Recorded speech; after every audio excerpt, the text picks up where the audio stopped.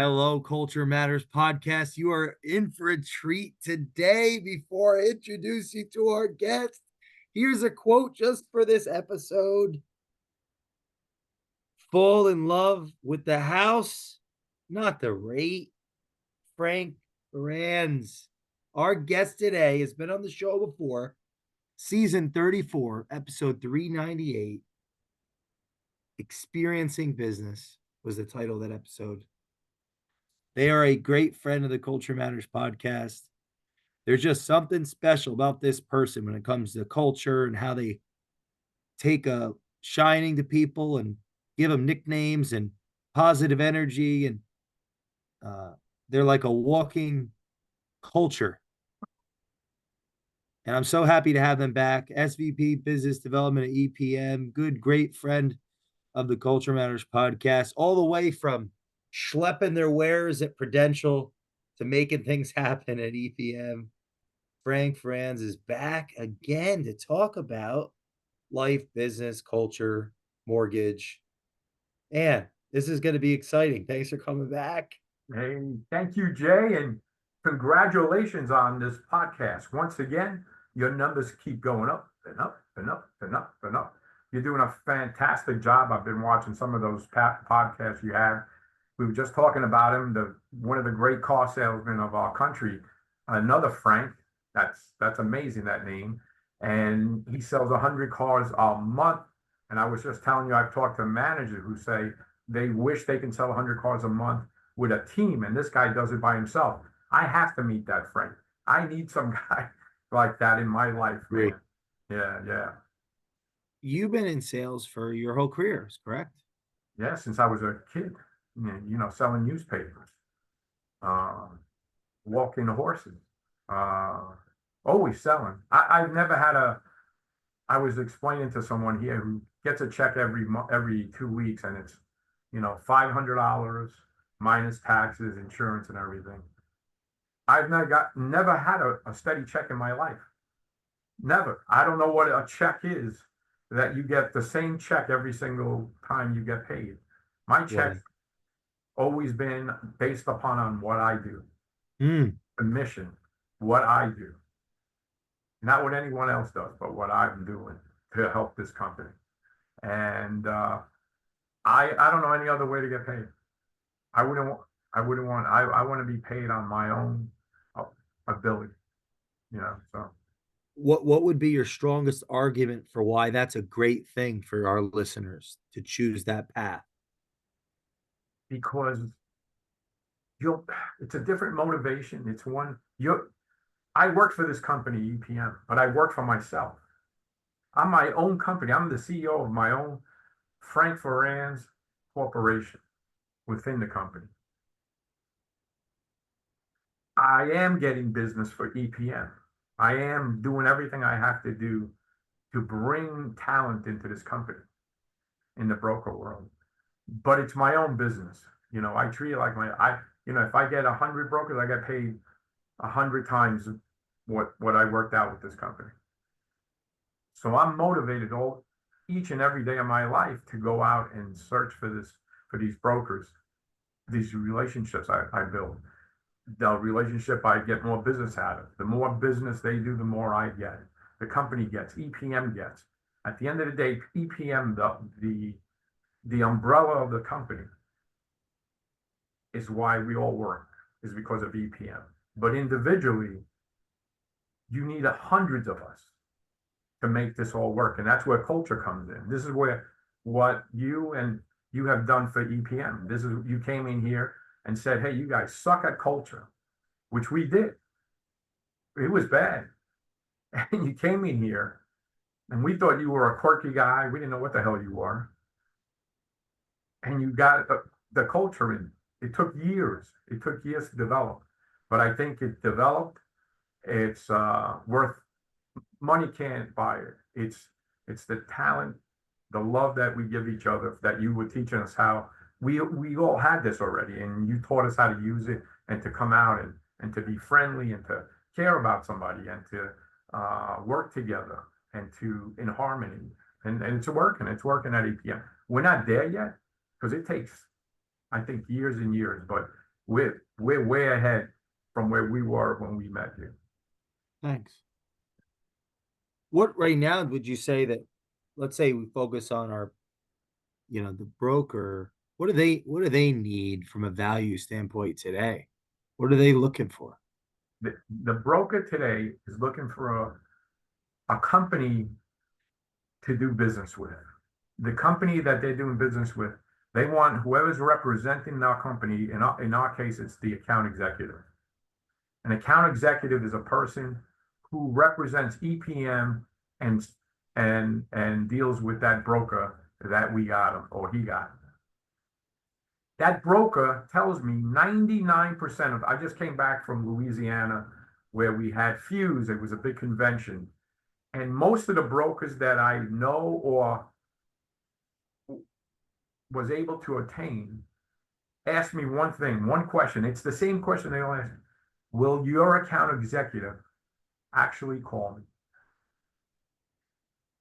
Will he call me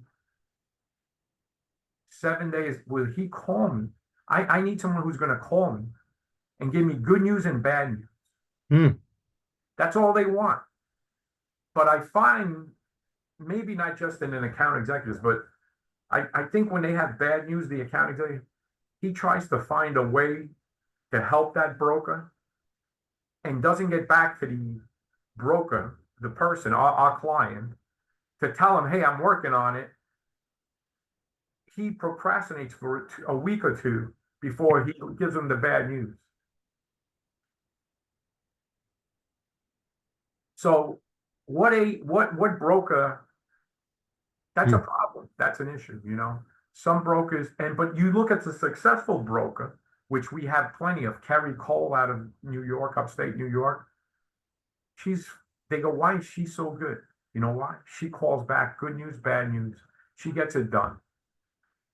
What values, what values would you say are in tow with that, or contribute to someone that's going to give good news and bad news with speed? That our account executive, who's that, is a person who really indeed cares about the livelihood of that broker. The broker is a person who we don't know. We don't know if he has to pay his child's education or if he has to pay his car note or his house. We don't know what the position that broker is in, that he needs that loan closed by us. And a good account executive, it shouldn't matter. He should have speed in mind at all times. I think that Kerry is one of those who closes, I don't know, 50 loans a month. I mean, 50, I don't know. She's phenomenal. She closes a lot. I'm proud of that girl. And you should interview her. That's who you should interview. Kerry Cole, man. She's a winner. She's like I say, a winner. she's a, she has her own team, and the whole team cares about the broker. I could see the empathy they have sometimes with these brokers. Sometimes they tell the broker, hey, look, this is the problem you have, and this is the way you could solve it. Just saying those words, and the broker then takes onus on it. You have other AEs, they don't use that tactic. I don't know what they do. I really don't know, but I know good. That's what I do. I ask the broker, what can I do to help you?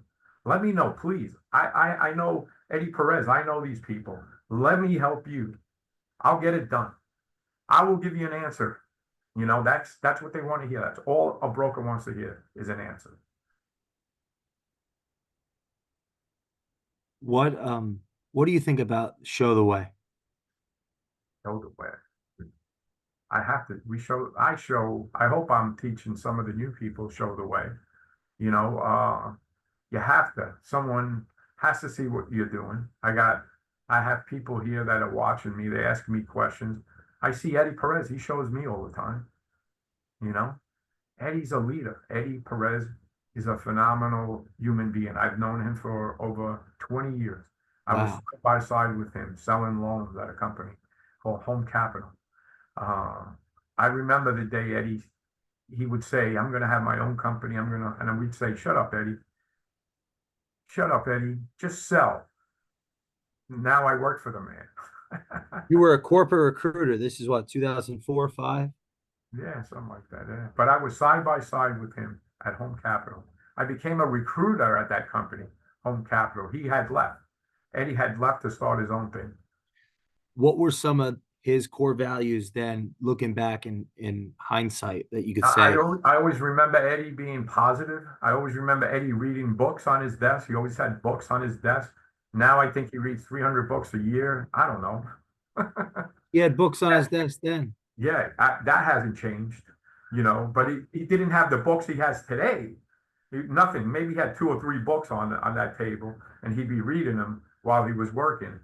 Um, he was always a workout nut back then. He was the beginning of the workout. Family man. He had just gotten married. The kids were coming, and he was working his ass off. You always knew that he was gonna be a star somewhere because he was always the top guy in sales. And so you knew Eddie was going to be he was going to be somebody. I never thought he'd be this big. He calls me his disciple, a disciple because I was at the beginning with him, which is amazing. Every day I see this place, I think about where we were and where he started. It wasn't easy at the beginning for Eddie. At the beginning, he's got some incredible story. You guys should. He's such a great guy. You can call Eddie Perez up and he'll talk to you. You can see him at a convention and he'll talk to you. He's not one of the CEOs that, oh, he runs away, he shuns you, hides, picks up his phone, makes believe he's talking to that one. He'll shake his hand with you. Eddie is to me, not because he's my boss or anything. He's a great human being. I've seen Eddie make a lot of money, but he gives a lot of money out. I've seen him give donations of magnitude to people in our own industry that have causes. He's so generous with his money. He's too generous. That's the kind of guy, that he's showing me the way. He's showing me how to be a better person. Because of him, he said to me one day, Frank, I weighed like 260, and he said to me, hey, Frank, how do you want to see your grandchildren? You want to see them? You got to do something. Wow. And that night I went home and I said, that's right. I got to stop this. And I changed everything. It took time. 2 years ago, 260. Today I'm at 208. I still Wow. got a bit to go. And it's made my life a lot better. That's some of the stuff that Eddie, he shows us how to do this. He does it himself.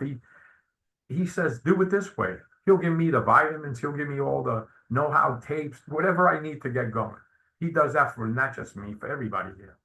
He brought in a trainer now who's going to train everybody at EPM. Okay? That's the stuff he does. And he's surrounding himself with people that are winners. That's what you have to do, winners. He's hired the best people that are smarter than him, which I doubt, but people smarter. Your wife, not because she's amazing. In 5 years, I think she's learned the inside and outside of this business. And she puts together amazing things for our company. She's doing a phenomenal job for our company. I was in Louisiana with her. Brokers know her. She got to know every broker in the world. They all know Jenna. And it's a marvelous thing to watch. She introduces me to people. A phenomenal couple you two are, Blessed. Yep. Yeah, we're blessed. You're blessed. We're blessed. We're all blessed, man. Where, if at all, has your faith played in your walk in business? Not every day, there is, I'll say that, God is number one in my life. He's the one. The reason I'm here, the reason when I was born, he knew me before. He knew my name before I was born. I believe all that. I believe in that man. And every turn I make, I was never, not like this. But people would say to me, Frank, man, why are you so lucky? I would go right, this would happen. I would go left, this happens. I go right, this happens. No, man, that just doesn't happen. It happens because he's making it. He's the one teaching me and moving me around. Every left and right I made in my life was because of him. Mm. I truly believe that. If you don't believe in something, it's a shame. It's a shame. Uh, I have that faith, and my children have it. My wife has it. I have now, four grandchildren, four boys. That's another. Wow. That's another amazement. I see these little boys. They leave them at the house. They're 4, 3, 2, and 6 months, and they're little batteries. They have batteries. They don't stop for 10 hours. And I watch them. I go, what are they going to be? Who are they going to be? You know. But the good thing is that the family that I have surrounds me with all the love in the world. Those four kids are never going to miss a meal. They're never going to miss, love. They know what love is. They're going to know everything they need to know to move on to whatever they decide to go into. Wow. And, because we've been very lucky, we work hard, and life is hard. You have to work hard at it. What's the saying? Work hard, play hard, and that's what we do. We play hard when we're on. Can people still be successful in the mortgage business today? Oh, absolutely. I think it's the best time to come into this business. I think it's when it's down. As a matter of fact, we're coming out. We're right now coming out of this. You got me at the right time. I think the last time you interviewed me, we were on the downside, and I told you it's an up and down thing. Yep. And today the Fed's cut 50 basis points, which is phenomenal, a great thing for our industry. It might do a refinance boom is gonna happen now. We believe we're getting ready for this earthquake of refis. America, it's sad to say that they use the credit card a lot. They say this is the highest amount of credit ever used in our country. Really? MasterCard, American Express are used to the maximum extent. But people have equity in their homes today, tremendous equity in their house. And we have people that are going to show the brokers, the loan officers, how we can pay this debt off at 5 and 6% interest. How do you do that? Okay? Refinance your home. Use the vehicle, the ATM of your house to do this with. If you have $100,000 in debt, we can pay that off at 6%, and you could write that off on your taxes. You can't do that making, $3,000 payments every month to these credit cards. You're never going to finish paying them. Never. What's a refinance for somebody that doesn't understand? Refinance. You have a home. Your home you paid $100,000 for that house. That's hypothetical. The house now is worth $300,000 because of market. The market rose the house to $300,000 over the years you've owned that house. Well, you have $200,000 of equity that you could use or not use. But right now, if you have a lot of debt and you can't, and you're drowning, you could use your home as a vehicle to pay that off, that credit card debt, and use your own home as the ATM machine, the bank. Your house is the bank. And we can show you. You give us a call at EPM. Give me a call. I'll connect you with a broker or a loan officer. What practical impact could that have on someone's life? I've seen. When I used to sell, and I could only use what I've seen, I've saved people $2,000 a month on what they were paying in credit cards. And Really? yeah, and it was like A month? A month, $24,000 a year in interest. That's what they were paying. Wow. Okay, and the guy makes $70,000 a year. It doesn't work. we were able to take that mortgage he had, increase it a little bit, and pay off all that debt. And he told me he was crying, crying that I saved his life. This one person thought he was not going to live. He was going to walk away, become a homeless person. And we were able to help him unless he couldn't believe what we had done for him. How many Americans could be in that position today? A lot. There's a lot. And I hear the stories. I hear, I heard one here at EPM that they saved the guy $3,100 a month. A month. Okay. That's a lot of money for someone who doesn't make $100,000. Wow, it's just Okay? a lot. That's a lot of debt. Plastic being used left and right. Keeping up with the Joneses. That's what's going on. And inflation went up so bad in this country. Gas, the electric, the water bills, the insurance bills, everything went up. Food went up. So this when things go up, people you've seen like over your experience, people naturally start maybe paying for things with credit cards Yeah, versus paying cash yes. or Yeah, they don't make the and then cash. and then the interest grows exponentially. Right, the interest on credit cards today is anywhere from 24 to 31% on some of these cards. You're not paying when you pay the minimum, you're not paying anything but interest. We're like the government. You're that house on the corner of, Main Street and 123 is like the government. Okay. The government today, we're in debt $35 trillion, this country. I heard this morning that we pay $1 trillion in interest alone to pay this debt off, this $35 trillion. Well, the same thing with a home. If a house is paying, 20,000 a year in interest rates, that's just a small example of what's going on in our country, right there in that house. And they're drowning. Families have to be fighting. The stress must be incredible. The drinking must be going up. I have friends that own liquor stores. They say they've never sold this much liquor in their lives. Really? Yeah. So I go by what my liquor friends tell me, that their sales are booming. Wow.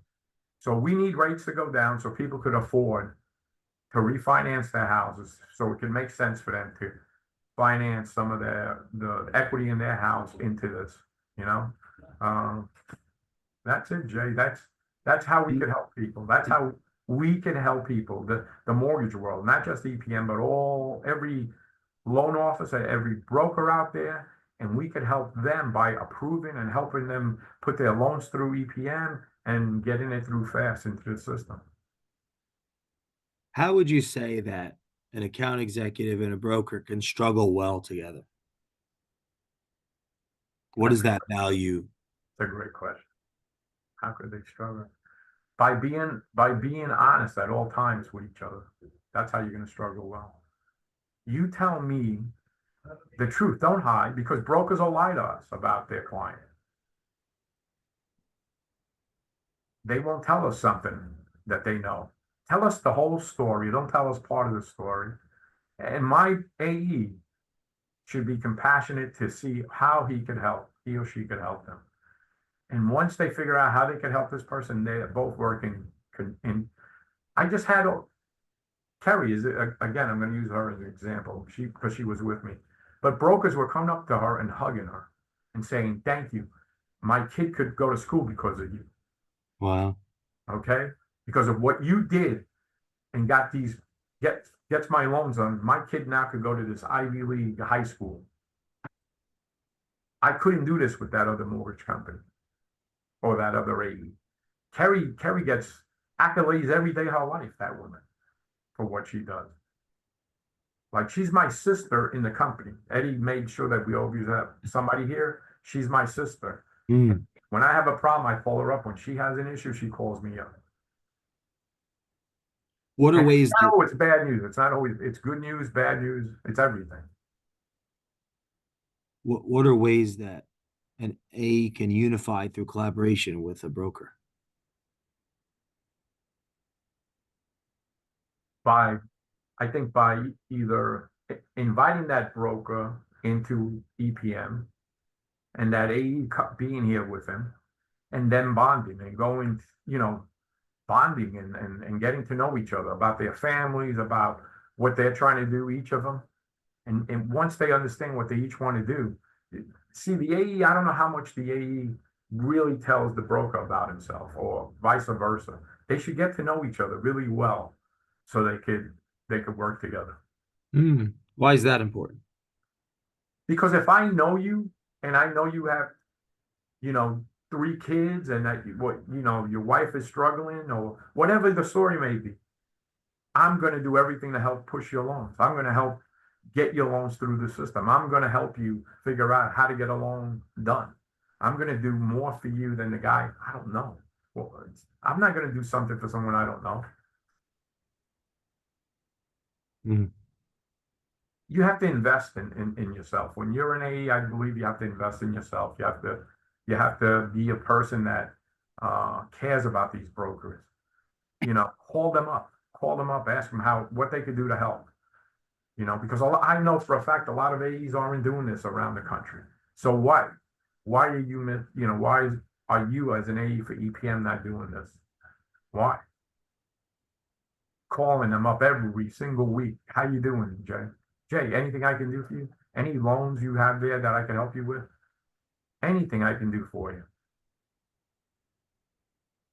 It's not hard. Very simple task. What things make it hard?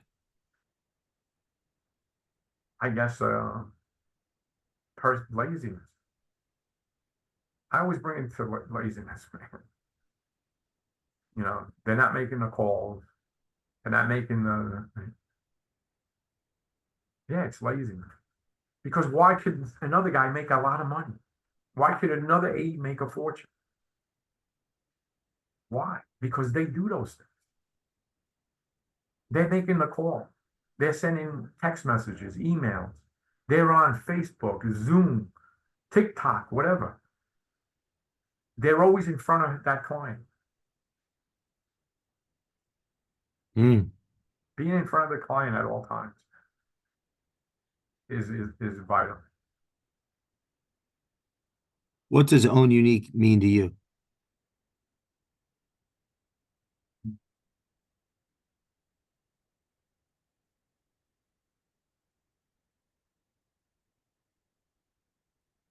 I own that. No, I don't know. I don't know. I own it. I own everything I do. I don't know. And it's unique. It might that, what I do. I think I don't think it's not hard. I put on my shoes the same. I put my socks on first, then I put my shoes on.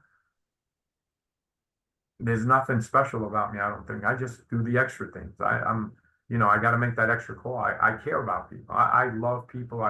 And that's why people, I think, gravitate to me because you don't get people asking about them. I stop them in their tracks and ask them, how you doing? Tell me what's going on in your life. And they'll tell you, man. People will tell you everything that happens in their life. That person will send me an email. I'll show you. Thank you for talking to me today, Frank. They thank you. Mm. And now I know about that person. Now I want to help that person. You want to help a person like that you know. I think you do that, Jay. You do that. When I'm down, when I'm down, I read a letter you sent me. A handwritten letter. Not typed. Look at it, people. Who does this? That's why I love you, dude. Love you too. Who who does this today? Linda Duran used to write me letters. Yeah, well, that I don't know her, but That was my mom. oh, that's and it stays here, right here. You do that. You are interested. You're interested. I'm interested. That's a culture. That's culture. That's culture. Okay. That's how it How do works. we get, how do we unify through collaboration and have a culture of our executive account partners interested? How do we do it together? I think it's bringing them in, talking to them one on one. I think we do a pretty good, we're doing a pretty good job right now with Jenna and Eddie and the Kevins and the Kennys of the world. They're going to start bringing them in again into the office. Your wife is putting a lot of effort into it. She's going to show them how to do filming, to film themselves so they can go on social media. Some of these people have never done that before. That's going to go a long way. And I think that's a great time to get to know them even close better and about who we are, you know, things like that. I think she's bringing a company called Edge, and I think they have 70 loan officers coming in here, something like that, and into the office in a couple early next year or the end of this year. I don't know, sometime. But I think that's amazing that what we're going to do. Right there, that's culture. I don't know how many companies are doing that. You have companies that they'll say, come visit us, and it's a show about what, then. We have a show about then. We're going to help them. Your wife is going to put them on she's going to shine a camera on them, and she's going to help them get good at believing in themselves so they could go on social media and do something. We don't charge a penny for that. She's going to teach 70 people how to do that with her team. Eddie's one of the best on camera. The best. But Eddie, he was not always that way. He got better and better and better and better. Now he's EP, man. We say EP, he's at it again. Mm. What are you most excited about 2025? The boom that we're going to hit. I've been at 3 of these booms. Here comes number 4. It's going to be big. I've seen the down and the up. It's just normal. And it'll happen again. We'll hit rock bottom again. It'll happen.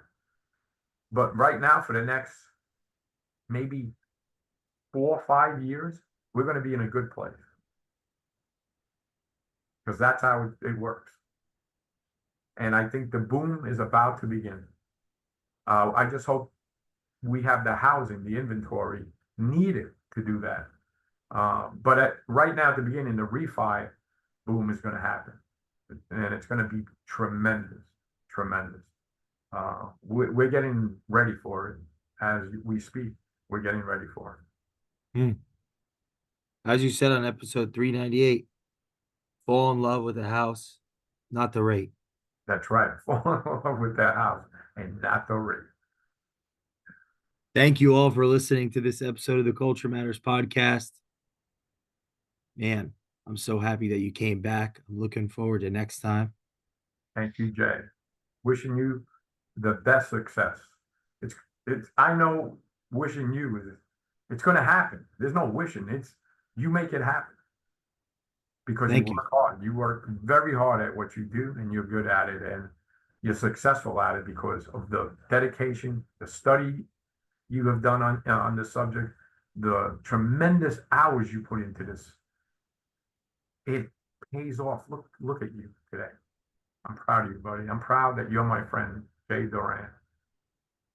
Likewise, my friend. Thanks, buddy. Thank you. Thank you all for listening. Please leave us a review on the Culture Matters podcast, and we will see you next time. Thank you, my friend. See you, buddy.